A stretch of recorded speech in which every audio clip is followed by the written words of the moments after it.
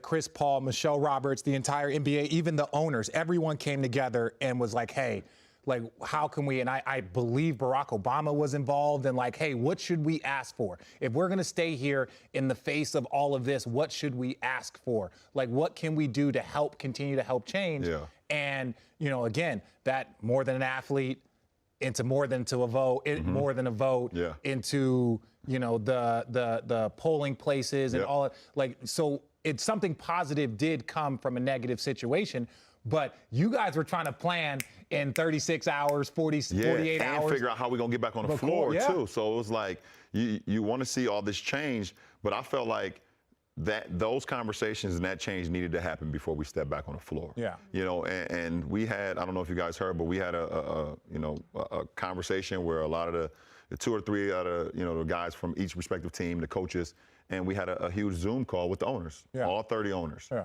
And, you know, to talk about some of the changes or some of the things that we can do to help create change while we are still playing the game. Because a lot of people was saying like, okay, well, you know, once you guys get to playing basketball, then you guys are going to forget about us. And I didn't want that to happen. I didn't want that. Well, the narrative is going to happen. People are going to say you're going to do this, but I actually wanted to see real change. And a lot of the things that we talked about is some of the things that I mentioned earlier was the voter suppression and having places to have polling sites, you know, like you just mentioned. Yeah. You know, we got 30 NBA franchises with arenas.